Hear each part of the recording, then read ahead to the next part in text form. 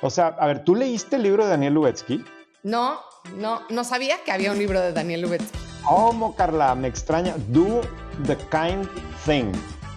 Está Mira, qué bonito. verdaderamente bueno. Digo, yo lo leí hace muchos años, pero cuenta un poco su historia de cómo emprendió, pues primero en México, cómo creció en la Ciudad de México y demás, y luego cómo se mete a temas para promover la paz en Medio Oriente y termina viviendo en Nueva York haciendo lo que después se convierte en las barritas Kind. Hay una gráfica espectacular que no es más, yo hasta la tengo ahí grabada como foto, donde narra cómo por años las barritas Kind crecían muy poquito las ventas en Estados Unidos y cómo de repente hace literalmente el hockey stick así como perfecto, ¿no? Y está relacionado en ese caso con que consiguió algo de dinero para ofrecer samples. O sea, cuando pudo empezar a ofrecer que la gente las probara, explotaron las ventas de una manera muy significativa y luego las empieza a vender en Starbucks y se hace todavía más grande y es una súper historia, ¿verdad? Es una súper Oye, pues historia. lo voy a leer. La verdad es que estábamos platicando antes de entrar al aire de que habemos Shark mexicano en Estados Unidos, Daniel Lubezki, que además, según yo, estudió en el mismo colegio que yo y muero por conocerlo, así es que ojalá que le hagan llegar este fragmento. Ah, no, bueno, pues alguien te lo va a poder presentar por aquí, pero sí, o sea, entiendo que él ya había estado como invitado, había participado como invitado y ahora sí se va a quedar de manera permanente en Shark Ahora que Tank. Mark Cuban se decidió retirar de Shark Tank después de creo que 11 temporadas, él se queda como ya Shark fijo en la versión de Estados Unidos, lo cual me pareció espectacular que un mexicano que además, o sea, habla obviamente perfecto inglés, pero tiene acento mexicano, o sea, lo oyes y Sí, dices, sí. sí, es mexicano, ¿no? Y Entonces, pues juega me su dio rol de emprendedor mexicano, o sea, sí, y sí. Y bueno, figura súper admirada, el fundador de Kind, como tú dices, además se ha vuelto una voz muy vocal de cómo solamente a través del diálogo puede haber paz en el Medio Oriente. O sea, es un personaje que me llama mucho la atención, pero no sabía que tenía un libro y ya sé que voy a leer esta semana. Bueno, sí, esta sí está semana, padre, no sí, súper sangrón. sí te lo Próximamente. recomiendo. Próximamente va a la lista. Oye, bueno, a ver, entrando a temas, hoy publicamos en White Paper hace algunos días una nota destacando un dato del INEGI que me llamó la atención, que de hecho lo conseguimos con Tucán, con la plataforma esta que usamos para encontrar información, pero al cierre de mayo había aproximadamente 36,000 unidades económicas. Unidades económicas el INEGI lo usa para hablar de negocios o empresas. Negocios. 36,000 que tienen más de 100 empleados cada una. Y digo, pues dices, bueno, en contexto son muchas, son poquitas, 36,000 de más de 100 empleados. El dato que me llamó la atención es que implica un crecimiento de 43% de 2019 a la fecha. O sea que a pesar de que en medio está la pandemia y demás, estamos hablando que en los últimos 5 años aumentó 43% el número de organizaciones en México que tienen más de 100 empleados. Eso yo creo que es importante, ¿no?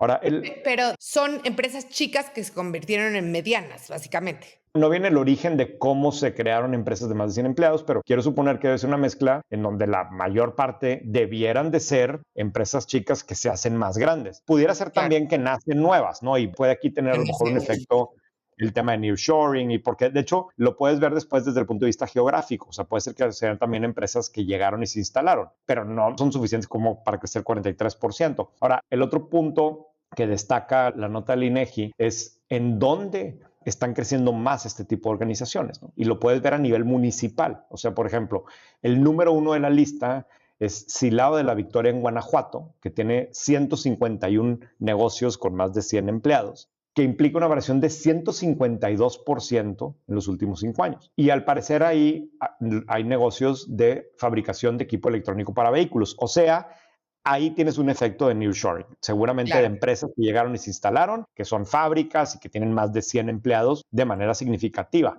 En Jalisco hay también un crecimiento importante. En el Estado de México hay varios municipios, Huixquilucan, Tepozotlán, Huixquilucan.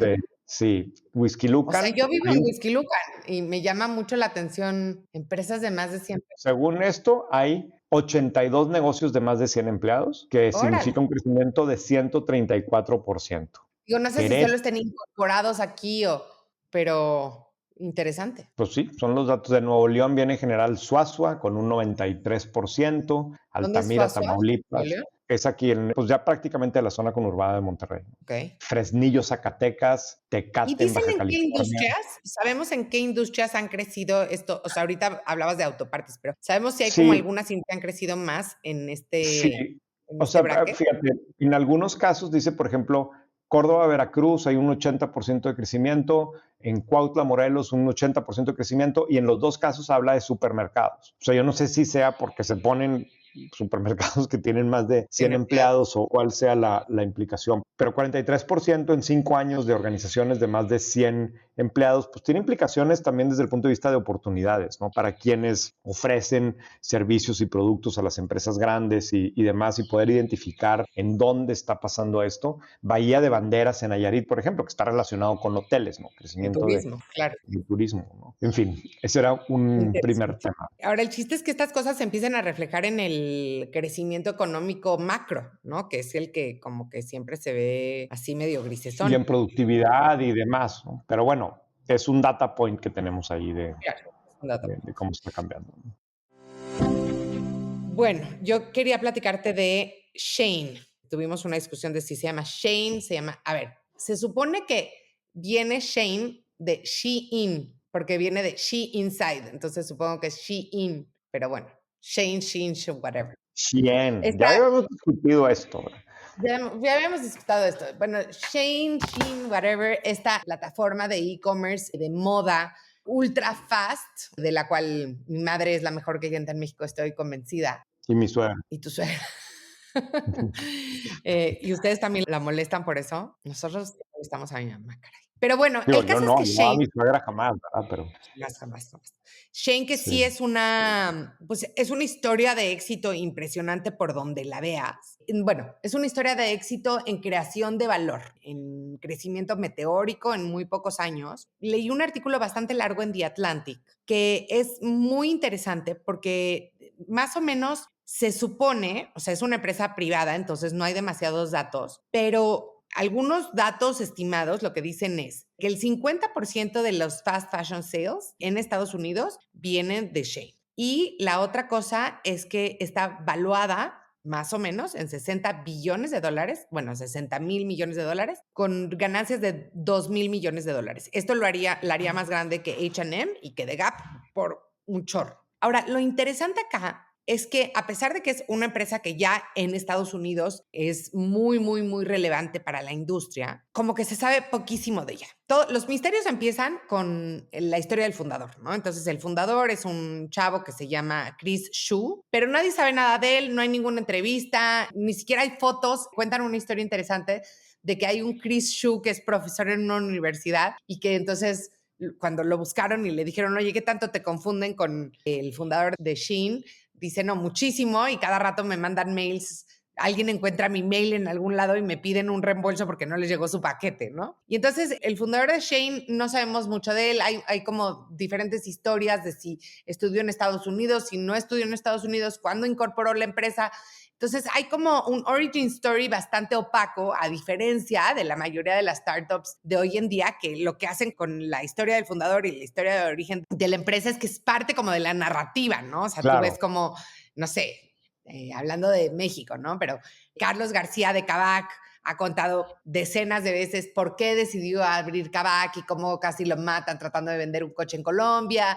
Y es muy común que hoy en día las empresas usen a sus fundadores y sus historias como una manera de darse a conocer. No es el caso aquí, nadie sabe quién es. La historia de este reportero es que viaja a China 2 veces para juntarse con la gente de Shein y al mero final le dicen, uy, ¿qué creen? No se va a poder. Entonces como que no quieren hablar con la prensa. Y luego la segunda parte que es interesante es cómo realmente se han aprovechado de los vacíos de la ley para hacer un negocio gigantesco en el mundo occidental, ¿no? Entonces, aquí habla de Estados Unidos, pero según yo pasa exactamente lo mismo para México. Entonces, los países del hemisferio occidental en general tienen tarifas bastante estrictas para la importación de mercancías de China, ¿cierto? Y Claro. entonces, lo que hacen ellos es que usan un pequeño loophole de la ley donde dice, todo esto aplica para productores y comerciantes grandes, pero si tú vas a mandar un paquete pequeño, que podría ser porque pues, es persona a persona, o sea, no explica bien, bien, pero mi interpretación es que no le ponen tarifas estrictas a los paquetes pequeños porque pues a lo mejor es una muestra o a lo mejor es una cosa que va de peer a peer, ¿no? Y entonces, ¿por qué debería de pagar impuestos? Y entonces lo que hace Shane es que corta todos los envíos en paquetes chiquititos, ¿no? Incluso, por ejemplo, yo eso lo he vivido acá, pides 20 cosas y te llegan en 5 diferentes paquetes, que es completamente al revés de lo que Amazon hace. Amazon te dice, ¿quieres consolidar esto en un solo envío? Y aquí no, ni Claro. te da la opción, nada más te llegan como, para mí es como, me vuelve loca, me enloquece, porque llegan 40 paquetitos, cada uno con un arete y el otro con 2 pulseras y el otro con una playera y dices, ¿por qué no me mandaron todo junto? Pues ya sabemos por qué. Entonces, esto hizo que en el año pasado, por ejemplo, H&M y Gap pagaron decenas de millones de dólares en impuestos por importación de mercancías de China en Estados Unidos. ¿Y sabes cuánto pagó Shein? ¿Cuánto? Cero. Cero. O sea, según los récords públicos de importaciones en Estados Unidos, pagaron cero, porque todo se va con esta ley. En el reporte de The State of Fashion que hace McKinsey y The Business of Fashion, encontraron que el 40% de los consumidores en Estados Unidos habían comprado en Shein o en Temu, que es básicamente un copycat, el año pasado. 40%. O sea, 4 de cada 10 gringos el año pasado compraron algo en Shein. Y la tercera cosa que me pareció súper interesante es cómo ha empezado a haber un chorro de disputas con creadores tanto grandes como pequeños. O sea, H&M tiene una demanda con Shein por copyright infringement de diseños que están registrados por H&M. Pero bueno, H&M se puede defender y es grandote y aún así le ha costado muchísimo trabajo. Pero cuenta la historia de varios creadores que venden sus diseños en Etsy, que es esta plataforma que justo está hecha para pequeños creadores. Cuenta la historia de esta chava que vende camisetas de gatitos con calaveras. Y entonces se volvió como muy famosita en ese pequeño universo de Etsy y de repente un día se da cuenta que están vendiendo sus camisetas igualitas, o sea, con el mismito diseño en Shein, pero haz de cuenta que ya las vendían $20 y las están vendiendo en 3. Y dice, ¿qué onda? Ese es mi diseño. Y tan era su diseño que en algunas de las camisetas ni siquiera le habían borrado la firmita que ella le ponía. Y entonces Wow. escribe a Shein y habla por teléfono con una Customer Service Representative que me encanta porque se llama Bonnie Lu. No sé qué tanto tú has interactuado con chinos, pero muchas veces se cambian el nombre porque son muy complicados a nombres típicamente gringos y Bonnie Lu me dio risa. Entonces Bonnie Lu le dice, ay, sí, tienes razón, a ver, mira, aquí estoy viendo, porque además en Shein puedes ver cuántas se han vendido, ¿no? Entonces le dice, o sea, ustedes ya vendieron 50 camisetas igualitas a las mías y 30 shorts, ¿no? Y dice, sí, pues sí, mira, pues todo eso es como $75 que hemos vendido de mercancía. ¿Qué opinas? Te voy a mandar un acuerdo para que te vamos a pagar $600, o sea, 10 veces más, haz de cuenta de lo que habían vendido. Y el acuerdo era, te pagamos y nunca puedes hablar mal de Shein, ni siquiera puedes darle like o repost a comentarios que puedan hablar mal de Shein. Y entonces esta chava dice, no, gracias, no quiero tus $600 y se sigue peleando con ellos, pues en una batalla un poco complicada, ¿no? Claro. Pero pues interesante. Y al final, creo que lo más interesante para mí del artículo que habla es que todo el tiempo estamos viendo reportes de cómo los consumidores son más conscientes y quieren Es puro rollo. compañías rentables. Y la verdad es que como alguna vez oí a alguien decir, es que es mucho más fácil abrir la boca que la cartera. Es muy fácil dejarte llevar por comprar algo de $3 una vez porque pues, ¿por qué no? ¿No? Y bueno, Claro. y cómo esto está realmente disrumpiendo fuertísimamente toda la cadena de suministro, toda la competencia desleal que reportan otras marcas, porque no hay manera de tener trazabilidad de estos paquetes para ver si las empresas donde se fabrican cumplen con las leyes de protección a menores o no, porque además no hay fábricas gigantes de Shein, sino que hay una red de cientos de miles de pequeños talleres que les piden de 100 en 100. Entonces es realmente, la trazabilidad se vuelve casi que imposible, ¿no? Y yo creo que si hace 10 años nos hubieran dicho que íbamos a tener una empresa que iba a dominar el landscape de la moda, que no solo iba a no tener trazabilidad, sino que no iba a pagar impuestos y que iba a contaminar los océanos, todas las tendencias publicadas te hubieran dicho eso no va a pasar y mira, entonces bueno, por eso me llamó la atención. ¿Tú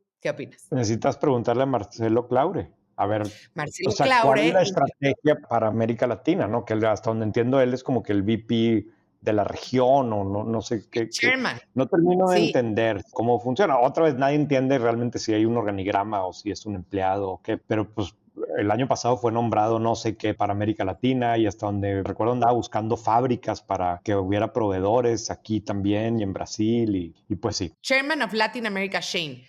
Creo que en parte les daba miedo de que con todo el tema de nearshoring y así se iban a quedar fuera de la jugada, pero como que desde el anuncio no se ha vuelto a oír nada. No.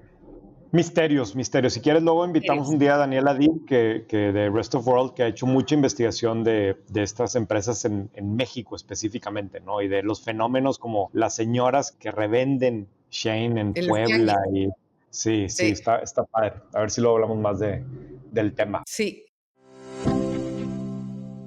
Y bueno, quería hablar de un artículo que me pasó algo muy chistoso cuando leí este artículo, porque ayer leí el artículo, es un artículo de Financial Times que habla de cómo las mujeres en todos los leading indicators, ¿cómo dirías leading indicators en español? Como los indicadores de entrada. ¿Principales indicadores? No, no, pues No, como los principales o... no, pero ves esta distinción que sí me parece súper interesante que distingue entre leading y lagging. Entonces, unos son como los inputs y otros son los outputs. Ok. No, pues no, no sé cómo decirte. Bueno, en unos indicadores. En los indicadores que son los que van a dar los resultados, predictores, quizás los indicadores Ok, predictores, ok. las mujeres están pues rebasando por la derecha a los hombres. Este artículo trae datos de Corea del Sur, Estados Unidos, Alemania y el Reino Unido. No trae datos de México, pero sabemos que en algunas cosas se parece a México. Pero antes de que te cuente el artículo, entonces leo el artículo y digo, está fascinante esto, ¿no? Y entonces se lo mando a mi esposo por WhatsApp y me dice, te lo mandé hace 3 días. Entonces, él me lo había mandado y yo ya no me acordaba que él me lo había mandado. Y entonces yo se lo mandé. Pero bueno, no se rió René, no le pareció chistoso. Está bien, no pasa nada. No, sí, sí me río. O sea, estoy pensando que sí. O sea, a mí me pasa mucho que mando cosas al chat y que Jimena se enoja porque me dices que no viste el chat, que ya lo mandaron antes que tú. Y pues sí, efectivamente, no me meto a ver, me cuestan a mí mucho los chats. Me cuesta mucho WhatsApp en general, ¿no? Más los chats multitudinarios. Sí, es verdad. Sí, es verdad que eres lento para contestar en WhatsApp. Pero Sí. bueno, el caso es que este artículo es muy, muy interesante. El artículo se llama Las mujeres jóvenes están comenzando a dejar a los hombres detrás, es del Financial Times, y habla de una serie de indicadores que miden en diferentes países, en el Reino Unido, en Estados Unidos, en Canadá, Corea, Noruega y España. Entonces, no está en México, pero hay algunos de estas cosas que sí sabemos que están pasando ya en México. Por ejemplo, la primera estadística que habla es que hasta hace relativamente poco había un poquito más de, bueno, relativamente poco, estoy hablando de los 90, un poquito más de hombres que iban a la universidad que mujeres en proporción, ¿no? Sin embargo, ahora en estos países van muchas más mujeres que hombres. O sea, el gap sí es bastante visible. O sea, por ejemplo, el 40% de todas las mujeres en Estados Unidos están yendo a educación universitaria y solamente el 30% de todos los hombres. En España, por ejemplo, el 50% de todas las mujeres están yendo a la universidad, digo, obviamente de edad universitaria, y Sí, sí, sí. solamente el 42% de los hombres. Esto apenas en los 90 era mucho más bajo para ambos géneros, pero era menor la proporción de las mujeres que de los hombres. En México sabemos que como el 53% de los estudiantes universitarios son mujeres. Luego, miden otra cosa que dice la tasa de empleo entre las personas entre 20 y 24 años, o sea, los jóvenes que acaban de salir de la universidad. Y apenas en el 2022, en algunos países como en el Reino Unido, ya hay más mujeres empleadas entre 20 y 24 años que hombres, ¿sí? O sea, es ligeramente abajo, pero haz de cuenta, el 67% de las mujeres están empleadas y el 65% de los hombres. En los otros países está muy parejo, pero si ves la trayectoria, los hombres van bajando en porcentaje de empleabilidad y las mujeres van subiendo. Pero aquí viene lo más interesante. Entonces dirías, bueno, si las mujeres están cada vez más empleadas y cada vez con más educación, pues ¿quién está cuidando a los niños? ¿Y quién crees que es la respuesta? ¿Quién? No son los hombres, son las mujeres. Entonces, las mujeres, esto es el Reino Unido, 20 a 24 años, porcentaje de mujeres que en esta edad son estudiantes, mujeres más que hombres, 2 puntos arriba. Que están cuidando a algún familiar, ya sea hijo, papá, etcétera, mujeres más que hombres. Que están empleadas, mujeres más que hombres. Entonces, las mujeres están más empleadas, pero también están más en la escuela, pero también están cuidando más a los chamacos y al resto de las familias, ¿no? Y En contraste, en países como Estados Unidos, Reino Unido, Canadá y Francia, el porcentaje de hombres que son ninis, ¿no? Ujú. En el Reino Unido ya es mayor que el de las mujeres. En Estados Unidos está a punto de ser igual, pero la diferencia es que las mujeres ha bajado muchísimo el porcentaje de mujeres entre 20 y 24 años que ni estudian ni trabajan, y en hombres ha subido muchísimo. Entonces ha subido del 5% al 10% en hombres, y en mujeres ha bajado del 25% al más o menos el 12%. Entonces están a punto de cruzarse. En Francia ya que se cruzaron y en Canadá ya se cruzaron. Entonces, básicamente, lo que dice el artículo es que es muy preocupante esta tendencia, porque ¿qué va a pasar cuando tengamos un volumen significativo de hombres jóvenes que no están ni empleados ni estudiando y las mujeres sí? Y eso, ¿qué implicaciones tanto demográficas como políticas como en la sociedad pueden tener? Y leí ayer otro artículo interesante que no tenía nada que ver con esto, que en Estados Unidos los hombres y las mujeres, o sea, que siempre más o menos los hombres y las mujeres de la misma edad tenían ideologías similares, ¿no? Entonces, pues nuestros papás, cuando fue la guerra de Vietnam, a lo mejor, pues era la era de los hippies, ¿no? Entonces estaban en contra de la guerra.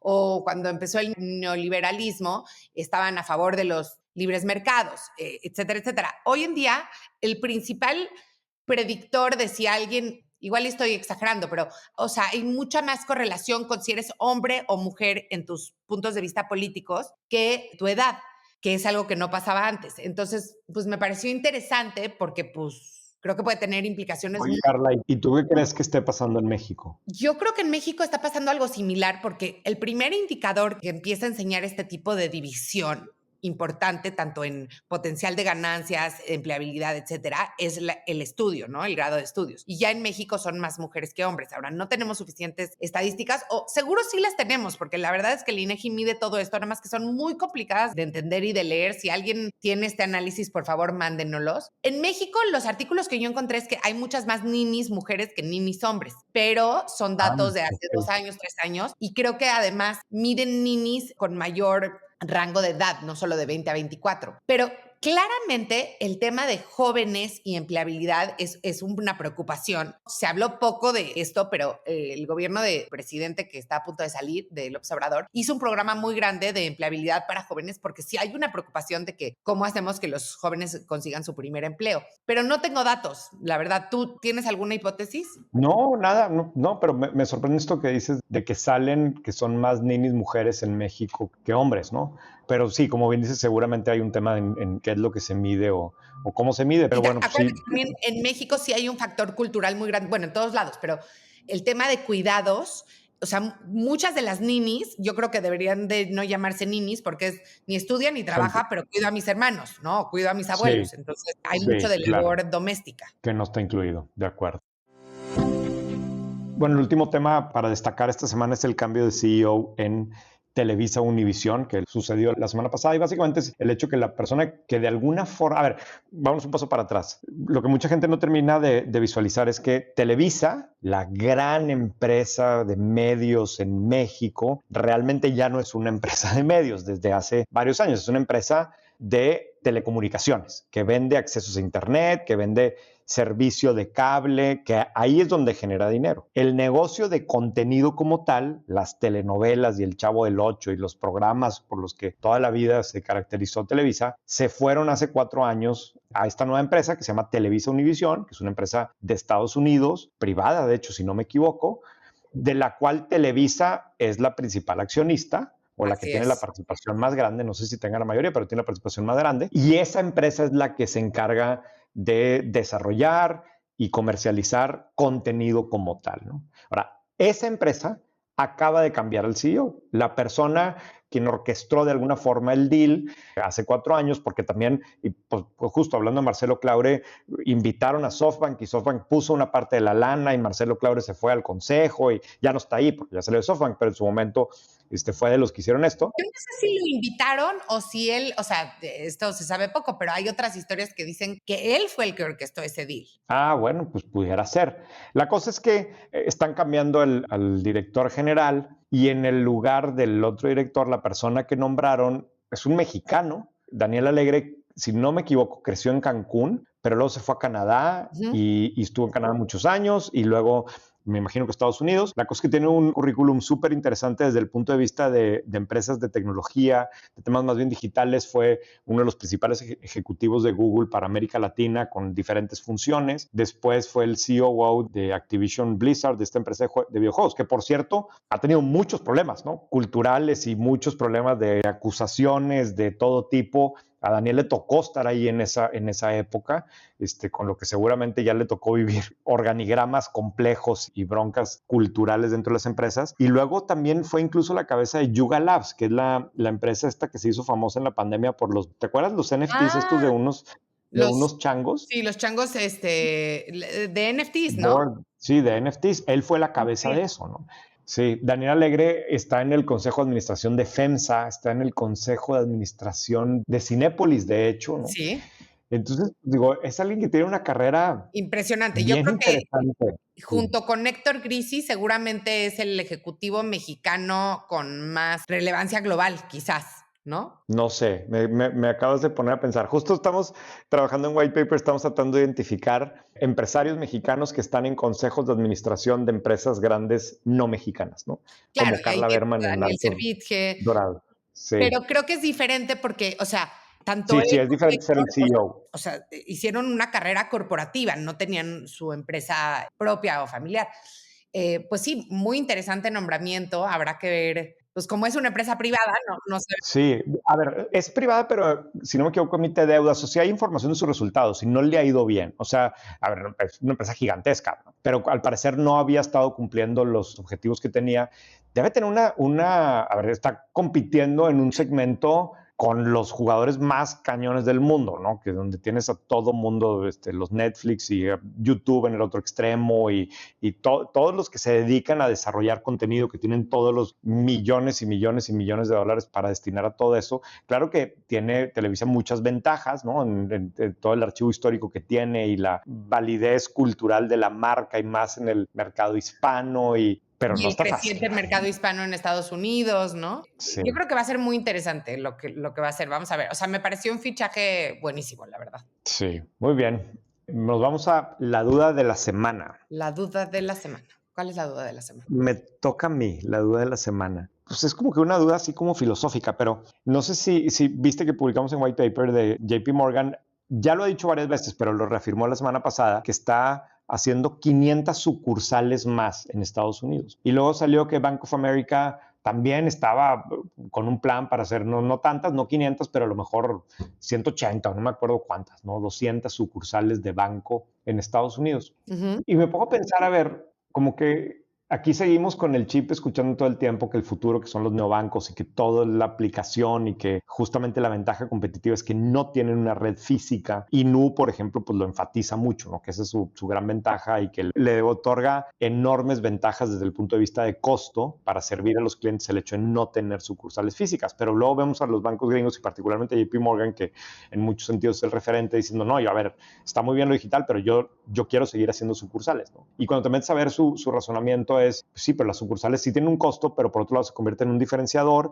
y hay muchos clientes que no necesariamente para comprar un producto nuevo, no sé, para abrir una cuenta, quieres ir a una sucursal, pero luego cuando tienes alguna duda, cuando quieres comprar un producto más sofisticado, quieres ver un tema hipotecario, quieres ver una persona, ¿no? Y la sucursal juega un rol que otros no necesariamente pueden tener, ¿no? Y aparte físicamente la ves y tiene presencia y no sé, mi duda aquí es, ya lo vimos con el e-commerce, todas las direct to consumer en Estados Unidos nacieron presumiendo que su gran ventaja era que no tenían una presencia física, que todo era online, ¿no? Y los Bonobos y Warby Parkers y todos estos, y todos terminaron haciendo sucursales. Ujú. Entonces mi duda es si no terminaremos viendo lo mismo en México, ¿no? Si el día de mañana no va a haber sucursales de Nu o sucursales de Wallah, o si Banregio hacía Hey para su tema digital, pero pues al final también quiere tener un espacio físico que se llame Hey. Entonces, no sé si es como un péndulo, ¿no? Que de repente la moda es vámonos todos hacia lo digital y lo digital por supuesto que tiene estas ventajas de costo, pero luego por otro lado también te pones a pensar y dices, y ya cuesta tanto adquirir clientes en la digital, que no estoy diciendo que sea necesariamente comparable, pero ya no es tan fácil como decir, oye, lanzo y ya solos me van a llegar los clientes y la publicidad no me cuesta. Y claro que cuesta y cuesta un dineral y cada vez cuesta más, ¿no? Claro. Entonces, pues no sé, para mí la duda es si ya empieza a haber estas discusiones en los neobancos o si de plano no. Bueno, ¿y qué va a hacer los bancos normales con su footprint tan grande de sucursales que tienen en México? Porque hemos visto que en pues, principalmente en Estados Unidos, no sé, Capital One y Ameritrade han hecho que las sucursales sean lugares a donde quieres ir. O sea, yo creo que, te juro que lo peor Sí. que te puede pasar en México es que te digan por el teléfono, tiene que ir a la sucursal. Yo me empieza así, siento Sí. como cuando las hienas le decían a Scar Mufasa, ¿no? Así, me dan escalofríos, no quiero ir, me siento mal ese día, o sea, todo mal. Pero en Estados Unidos lo que han hecho es que incluso de los jugadores más tradicionales, las sucursales han tratado, no sé, yo no he ido a ninguna, pero Capital One hizo como sus cafés y se ha vuelto como un lugar donde vas y Santander también aprendes tiene, sí. de finanzas y hay webinars, bueno, no webinars, seminarios de finanzas personales y cosas así. Entonces, para mí va a ser interesante ver, uno, si los neobancos abren sucursales, como lo abrieron muchas empresas de e-commerce como Luna, como Ben and Frank, etcétera. Y dos, si los que ya tienen sucursales pueden hacer que sean un lugar menos tétrico, cambiar esas luces blancas espantosas, ¿no? Ese olor a alfombra Y mojada. evidentemente en México, en todo el mundo, ¿no? Pero en México también has tenido siempre las limitantes de seguridad y pues las sucursales están hechas pensando en que va a entrar alguien a robar y entonces pues necesitan todo ese y hace que la interacción con la persona que te atiende sea muy gacha porque tiene que ser a través de un vidrio blindado y con todo eso perjudica muchísimo la Experiencia. experiencia, cosa que no necesariamente sucede en muchos de los bancos en Estados Unidos, ¿no? En fin, pues esa es mi duda de la semana. Sé que sí hay, por ejemplo, un caso como Aviva, que es una fintech mexicana, que justo su promesa de valor desde el principio es, sí, soy digital, pero sí tengo como una especie de kioscos en donde la persona físicamente va a interactuar con una pantalla, ¿no? Con una persona que está en otro lado, pero con una persona y de repente con un bot, pero como que sí quiere mezclar el tener algo de presencia física y no es solamente la aplicación. Pero bueno, estos esquemas híbridos yo creo que es interesante explorarlos. Para mí la gran duda es si estas discusiones existen dentro de un nuevo banco. Si de repente, claro, se sientan los directores y dicen, oye, vamos a abrir una sucursal. Muy bien. Esta semana en el Deep Dive vamos a hablar del tren interoceánico. Tú, Carla, me imagino que al igual que yo, no habías investigado nada antes del tren interoceánico. Nada. Nada, ¿no? A ver, la razón por la que dimos con este tema, vergonzosamente, es porque el Wall Street Journal publicó un video bastante bueno ayer o antier, el fin de semana, no me acuerdo. Un video en donde explica este proyecto, ¿no? Y yo, por supuesto que lo había escuchado, pero como nos ha pasado, o al menos a mí y sé que a muchas otras personas, y por lo visto a Carla también, muchas veces hay proyectos que oímos que están relacionados con el gobierno, que lo único que pensamos es, bueno, seguramente está mal hecho, seguramente es corrupción, seguramente es una tontería y pues simplemente no le ha puesto atención. De hecho, si tú buscas en Google tren interoceánico, todas las notas que te van a salir son notas negativas, que si no se hizo bien la consulta, que si se están tumbando todos los árboles, que si opacidad en las contrataciones, etcétera. Lo que siempre sabemos de proyectos de gobierno, ¿no? Y más en proyectos y grandotes y más porque a todo mundo le gusta o nos gusta hablar mal de la 4T. Pero lo que me llamó la atención del video del Wall Street Journal es el proyecto en sí, en qué consiste, ¿no? Entonces quisimos como que hacer un análisis de por qué alguien tomó la decisión de hacer este proyecto y las implicaciones que puede tener. Si me voy un paso para atrás, hay que entender el tema del Canal de Panamá, que el Canal de Panamá, pues todo mundo sabemos que es esencial para el comercio internacional, que por cierto, todo lo que hoy está relacionado con comercio internacional, con cadenas de suministro, etcétera, pues sabemos que es increíblemente relevante para las economías del mundo y particularmente para la de México, ¿no? Como una de las grandes oportunidades que tiene este país. Pero me regreso, el Canal de Panamá pues es un elemento esencial en las cadenas de suministro. Si tú necesitas mandar algo de China para que llegue a Nueva York, pues ese es el camino, porque la otra forma es que se tenga que ir por abajo de Sudamérica, que es mucho más largo y por lo tanto que cuesta más. Entonces, pues el Canal de Panamá como que ha jugado un rol clave en cómo está armado actualmente en la cadena global de suministro. Sin embargo, Panamá desde hace tiempo ha enfrentado temas de sequía el canal requiere de agua de un lago ahí alrededor, ahí cerquita, que es el que hace que se llene el canal. Y entonces eso ha limitado la capacidad del canal para recibir barcos. En la consecuencia de esto, ¿Ha sido? no, yo no he visto nada hasta que vi los videos ahí del Wall Street Journal. Fíjate que yo fui al canal, o sea, fui una vez a Panamá de trabajo y pues dije, ya estoy aquí, me voy a ir a dar un tour. Es súper impresionante, o sea, es súper impresionante, digo, lo viste ahí en el video, pero es como, o sea, es una tecnología que se hizo pues hace como 120 años, ¿no? Porque apenas creo que en el año 1990 o algo así transfirieron la operación del canal a Panamá y era porque se cumplían 99 años. Y es, o sea, claro que hay mucha tecnología, pero hay muchos procesos como manuales donde mueven las rampas. Digo, es obvio lo que voy a decir, pero cuando lo ves en físico, para mí fue muy impresionante que hicieron un hoyo en la tierra. O sea, dijeron, por aquí va a pasar agua y sálvese quien pueda. Y sacaron, o sea, digo, ahí está la estadística, ¿no? Pero sacaron millones y millones de costales, camiones, etcétera, de tierra. Yo me imagino que en ese momento, digo, hablando de las críticas que se le hace al corredor interoceánico, o sea, imagínate cuánta selva destruyeron, cuánta gente desplazaron, cuánta gente se murió en la construcción del canal, porque pues eran épocas donde no había sindicatos y donde, etcétera. Y bueno, me da risa que con proyectos tan ambiciosos, si queremos proyectos tan ambiciosos, tenemos que pensar qué hicieron los visionarios de estos proyectos tan ambiciosos hace 100 años, ¿no?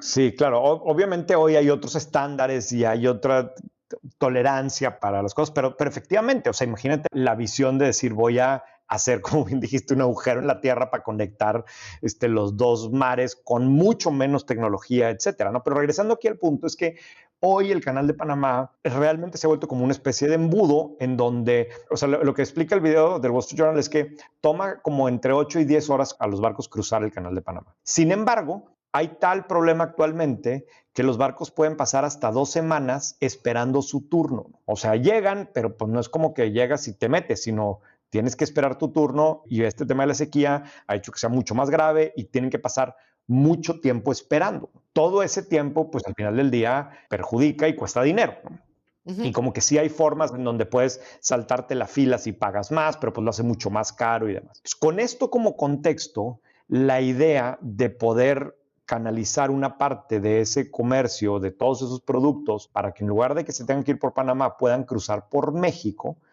pues suena como interesante, ¿no? Claro. Resulta que Guantepec, que es la parte como más flaquita de México para conectar los dos mares, ya existió desde, aquí venía el dato, según el video otra vez, de 1907, un tren que se hizo para mover azúcar, ¿no? Pero se dejó de usar después en los años de la Revolución y ahí quedó y luego se abrió el canal de Panamá y entonces pues ya dejó de ser significativo. Pero aquí el proyecto es decir, oye, ¿por qué no reactivamos eso como un proyecto moderno que permita ganar una parte del tránsito de carga y pasarla por esta parte de México, que además resulta que es pues, la parte o una de las partes con menor desarrollo y que históricamente ha estado más rezagada en todo tipo de indicadores sociales y económicos, ¿no? Entonces el proyecto en sí dice, oye, vamos a conectar los dos puertos con un tren que además en el camino haya parques industriales, que además el tren sirva para mover pasajeros, ¿no? Y que el día de mañana incluso también se pueda conectar con el Tren Maya. Entonces tengas pues una gran infraestructura ferroviaria que promueva el comercio y que genere negocio y además facilite el movimiento de pasajeros en la parte de México que está más rezagada. Claro. Eso en sí es el proyecto. Y como dices, todo el spillover que puede tener de hacer también, pues, de la actividad económica que puede surgir. O sea, y vuelvo al caso de Panamá. Panamá es un país que a épocas más recientes tiene una actividad interesante bancaria, pero durante décadas, o sea, todo el motor de la economía de Panamá fue el canal. Sí, dice aquí que el canal de Panamá debiera estarle generando al país como 5,600 millones de dólares este año, ¿no? Entonces dice, a ver, el corredor en México no pretende reemplazar al canal de Panamá, pero sí convertirse en una alternativa. Y ponían aquí algunas proyecciones de qué podría pasar. Obviamente es mucho más largo el tramo que hay que recorrer en México que lo que implica cruzar el Canal de Panamá, pero el tren es más rápido. Entonces decía, mira, si el Canal de Panamá toma entre 8 y 10 horas cruzarlo, en México el recorrido en tren debe tomar entre 6 y 7 horas. Pero claro, en México hay que descargar y luego cargar del otro lado, ¿no? Y entonces decía, bueno, entonces si consideras todo eso, más bien... Déjame que te interrumpa, porque para mí esa era una duda. No sé si los barcos también tienen que, o sea, no estoy segura si es el mismo barco el que entra que el que sale o si hay como un shuttle que pasa por el canal de Panamá, porque ves que hablaban de que hay barcos especiales para el canal. Entonces, ahí no sé si Sí, el problema del transbordo sea el mismo, pero lo que sí decía es que el waiting time era, o sea, el tiempo de espera era muy distinto, es ¿no? una locura. Exacto, que si se lo sumas eso, o sea, decía, mira, a ver, si cruzar por el Canal de Panamá toma entre 8 y 10 horas, en tren debiera tomar entre 6 y 7 horas. Entonces dice, bueno, pues ahí va la ventaja del tren. Pero luego si le sumas el tiempo para cargar y descargar, pues el tiempo en México sería 15 horas, entonces ya tienes una desventaja de México contra Panamá. Sin embargo, si a Panamá le sumas las horas de retraso, dice, pues ahorita son hasta 300 horas de retraso. Entonces no tiene comparación de que a pesar de que tengas que cargar y descargar en México, sería mucho más rápido. Obviamente, pues no es tan sencillo pensar, ¿verdad? Porque seguramente a la hora que funcionara en México va a haber que se parece el sindicato de no sé quién y que este otro y que el permiso y ve tú a saber qué pueda pasar. La cosa es que al menos en papel no está mal. O sea, pareciera que sí puede ser competitivo, ¿no? Ujú. Todavía para que esto funcione en México, aunque ya hay algunos tramos que están funcionando del tren, le hace falta muchísima adecuación a los puertos. Ya se han invertido miles de millones de dólares en el proyecto en México, faltan muchos miles más y no queremos tampoco brincarnos esto, pero pues como suele pasar, seguramente hay muchos temas, o al menos lo que hemos visto en los demás medios, es que pues sí hay todo tipo de acusaciones de corrupción y de opacidad y de lo que tú quieras, lo normal esperado para un proyecto grande de gobierno en un país como este. Sí. Pero si sí funcionara una cosa así, es importante, Carla, porque el impacto que puede tener en el PIB y más, otra vez, en una zona en donde honestamente han pasado décadas y no parece haber mejoras, ¿no? Y el que digas, bueno, pues ahora vas a tener toda esta infraestructura que pasa por aquí, es significativo, ¿no? Creo yo. En fin, yo me quedé simplemente viendo el video con el pendiente de quererle poner un poco más de atención a esto, más allá otra vez de simplemente si se está haciendo bien o mal, que es importante, pero sí de las posibles implicaciones que tenga en desarrollo para un país como México, para una zona muy complicada y en un momento en donde las cadenas de suministro están demostrando que son una de las piezas más importantes de las economías y que México tiene ventajas para jugar en ese espacio. Estoy totalmente de acuerdo. Sería,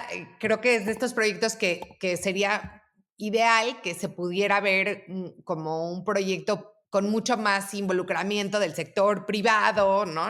Que hubiera un consejo, que por lo que vimos no hay, ¿no? Debe haber, ¿eh? Pues no sé, yo creería que sí. O sea, yo quiero suponer que hay gente, que hay empresas que pues sí están viendo una oportunidad de aprovechar esto y decir, mira, mientras muchos le hacen el feo porque lo hizo la 4T, pues yo sí voy a trabajar para hacer algo ahí, estarán encontrando, no sé, menos competencia o algo así, pero si alguien sabe o nos quiere contar qué están haciendo, pues avisen.